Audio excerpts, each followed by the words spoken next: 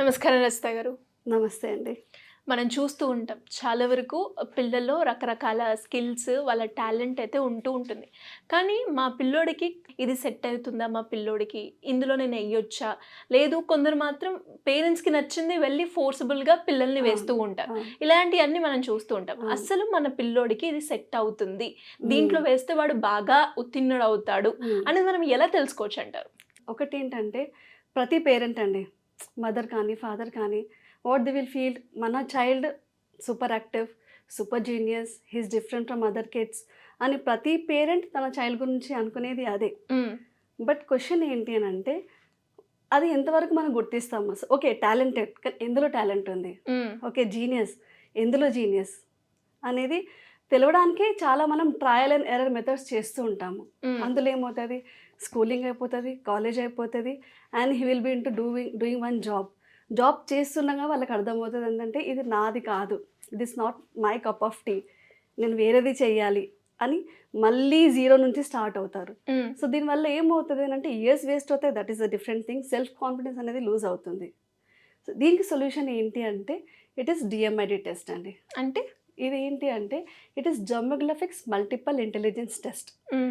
What happens is మనం ప్రెగ్నెంట్గా ఉన్నప్పుడు హ్మ్. మన వోమ్లో there are millions of neurons in the brain, child బ్రెయిన్లో. హ్మ్. సో న్యూరాన్స్ ఏంటంటే ర్యాండమ్గా డిస్ట్రిబ్యూట్ అయిపోతాయి ఈచ్ పార్ట్లో. చైల్డ్ బ్రెయిన్ పార్ట్లో మనకి యాక్చువల్గా 5 లోబ్స్ ఉంటాయండి. ఆ 5 లోబ్స్ అనేది లెఫ్ట్ బ్రెయిన్ కింద, రైట్ బ్రెయిన్ కింద 10 పార్ట్స్ డివైడ్ అయిపోతాయి అన్నమాట. సో ఈ న్యూరాన్స్ అనేది ఒక్కొక్క పార్ట్లో ఇష్టం ఉన్నట్టుగా డివైడ్ అయిపోతాయి. సో ఒక పార్ట్లో ఎక్కువ న్యూరాన్స్, ఒక పార్ట్లో తక్కువ న్యూరాన్స్ అలాగా. సో ఇప్పుడు ఏ పార్ట్‌లో అయితే ఎక్కువ న్యూరాన్స్ ఉన్నాయో ఆ పార్ట్‌కి సంబంధించిన టాస్క్ అనేది మనకి ఈజీగా ఉంటుంది. అంటే హ్మ్. ఫర్ ఎగ్జాంపుల్ ఇప్పుడు ఒక లాజికల్ ఏరియా ఉంది. సపోజ్ నా లాజికల్ ఏరియాలో ఎక్కువ న్యూరాన్స్ ఉన్నాయి. So maths and logical things will be easy for me. అలాగే కొందరు క్రియేటివ్ థింకర్స్ ఉంటారు. కొందరు లైక్ ఆర్ట్స్ అవన్నీ చేస్తూ ఉంటారు. కొందరు పబ్లిక్ స్పీకర్స్ ఉంటారు. ఎలా? బికాస్ వాళ్ళ న్యూరాన్ డిస్ట్రిబ్యూషన్ మీద డిపెండ్ అయ్యి ఉంటుంది. సో క్వెషన్ ఏంటి అంటే మనం ఇది ఎలా ఫైండ్ ఔట్ చేయాలి? Because we don't have any blood test for that. మనం దీనికి ఇన్నర్ స్టడీ అవసరం. హ్మ్.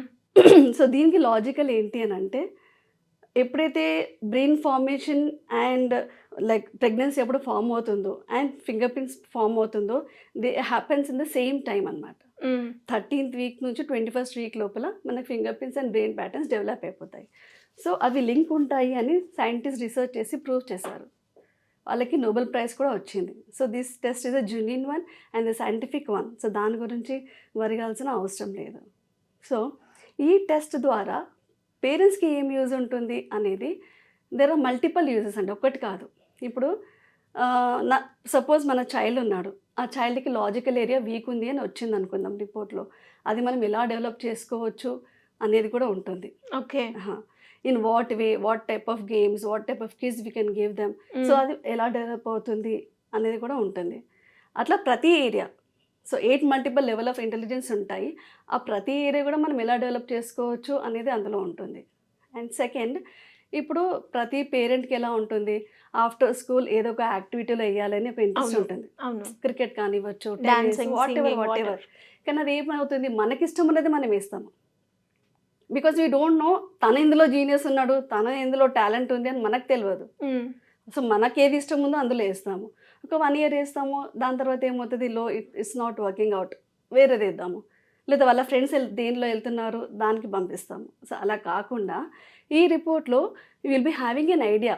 మనకి 8 మల్టిపుల్ లెవెల్ ఆఫ్ ఇంటెలిజెన్స్లో ఏదైతే రిపోర్ట్ వచ్చిందో దాన్ని మ్యాప్ చేసుకొని ఏ యాక్టివిటీస్ వాళ్ళకి బెస్ట్ ఉంటాయి అనేది రిపోర్ట్లో వస్తుందండి. అంటే డాన్స్ ర్యాంకింగ్ ద్వారా అనమాట. First rank, second rank, third rank, fourth rank. So ఈ ర్యాంకింగ్ని బేస్ చేసుకొని వాళ్ళ పిల్లల్ని ఆ యాక్టివిటీలో పంపించండి. ఆ ర్యాంకింగ్‌ని ఎలా డిఫరెన్షియేట్ చేస్తారండి? అంటే ఎలా ఏ పారామీటర్స్ యూజ్ చేసుకొని మీరది సో మెయిన్ ఏంటంటే మన సి brain is a like superior అండి. Whatever we are doing it's because of our brain. So దాంట్లో మనకి లెవెల్ ఆఫ్ ఇంటెలిజెన్స్ దేంట్లో ఉందో, ఇప్పుడు ఇంట్రా పర్సనల్ ఉంది. ఇంట్రా పర్సనల్ మీనింగ్ ఏంటి అని అంటే తన గురించి తను తెలుసుకోవడం అనేది ఒక ఇంటెలిజెన్స్. ఇంటర్ పర్సనల్ ఒకటి ఉంటుంది. అంటే హెచ్ఆర్కి ఇది యూజ్ అవుతుంది అనమాట. ఎందుకు, తనకు వేరే వాళ్ళ గురించి తెలియాలి ఎక్కువ.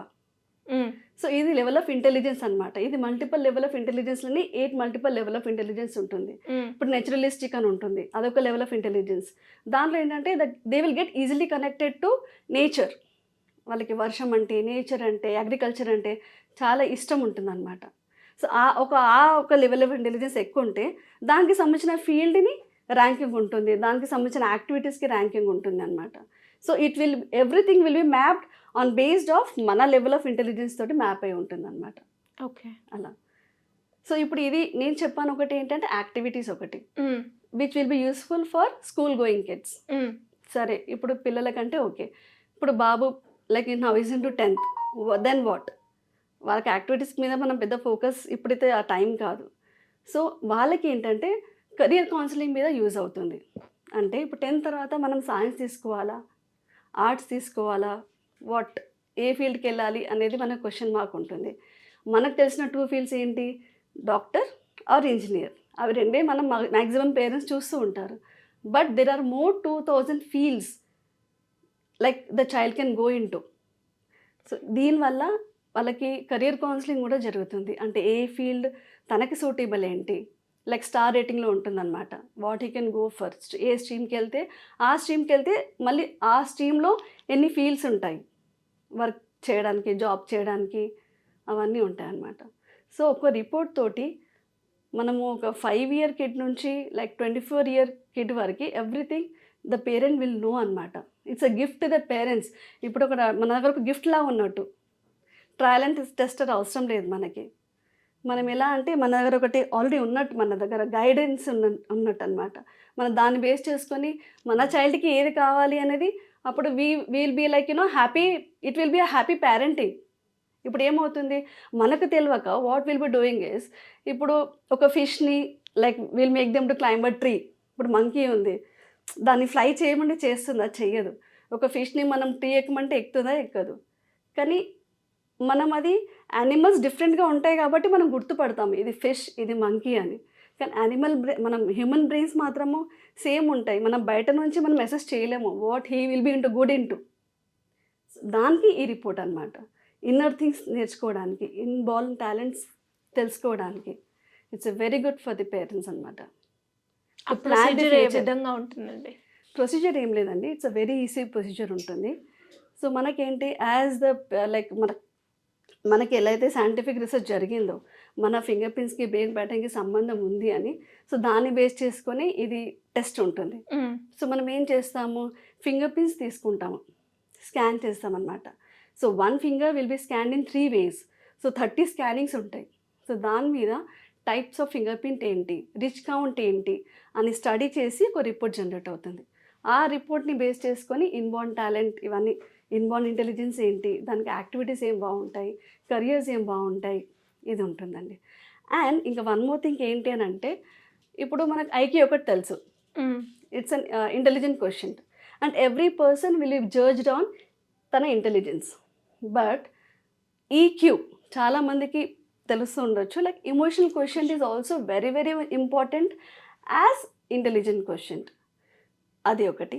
And AQ, what is AQ? AQ is adversity question. అంటే ఇప్పుడు ఇద్దరు ఉన్నారండి, ఒక సిచ్యువేషన్లో మనం ఇద్దరికి ఒక వర్క్ ఇచ్చాము.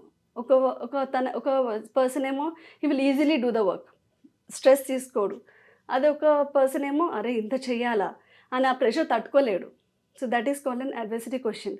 సో తనకి ఎంత ఉంది ఆ సిచ్యుయేషన్ని బేర్ చేసే అంత, that is also more important. And CQ అండి, that is creativity question. Creativity అందులో తనలో ఏముంది అనేది. సో అది కూడా ఒక చైల్డ్కి ఒక టెస్ట్ చేస్తున్నాము అని అంటే అందులో ఐక్యూ ఎంత ఉంది, CQ, AQ and EQ, emotionally question, adversity question, creativity question and intelligent question. ఇవి 4 క్వశ్చన్స్ కూడా తెలిసిపోతాయి మనకి. ఓకే, ఈ స్కిల్ నేర్చుకోవడం అంటే బాగుంది, ఎలా మనము స్కిల్ని ఐడెంటిఫై చేసి వాళ్ళని ఆ రూట్ని తీసుకెళ్ళడం. ఇది కాకుండా ఇంకేముందండి దీనివల్ల మనకి బెనిఫిట్స్ అంటే? మ్యాక్సిమం పేరెంట్స్ ఏం చేస్తారు, మనకు నచ్చినట్టు పిల్లలు ఉండాలని చూస్తాము. సో మనం ఇది కాకుండా రిపోర్ట్ మన చేతిలో ఉంటే we will know him better. మనం అప్పుడు పిల్లల్ని స్ట్రెస్ చేయము. మనం పిల్లల్ని ఎప్పుడైతే స్ట్రెస్ చేస్తామో వాట్ విల్ హ్యాపెన్, ఇప్పుడు చదువుకున్న పిల్లాడు కూడా అసలే చదువుకోవడం కూడా మానేసే వాళ్ళు కూడా ఉన్నారు. అంటే just going back from the education. So అట్లా కాకుండా చైల్డ్ తోటి హ్యాపీ పేరెంటింగ్ అంటే అదే కదా. మనం చైల్డ్ని తెలుసుకోవాలి, అది మనం ఇంప్రూవ్ చేయొచ్చు అనేది happy parenting. So it is the best tool for the happy parenting అని. ఫర్ కెరియర్ కౌన్సిలింగ్కి అనుకోవచ్చు, యాక్టివిటీస్కి అనుకోవచ్చు. దీనిలో ఇంకొకటి ఏంటి అంటే పర్సనాలిటీ టైప్స్ కూడా ఉంటాయి. అంటే like dominant personality, pleasing personality. So మనం ఒకరికి రివర్స్ థింకింగ్ పర్సనాలిటీ కూడా ఉంటుంది. సో మనం ఆ పర్సనాలిటీ టైప్ తోటి మనం చెప్తే తనకి అర్థమవుతుంది అనేది కూడా మనకి తెలిసిపోతుంది. థ్యాంక్ యూ అండి, thank you so much. Okay, thank you అండి, ఇట్స్ ప్లెజర్.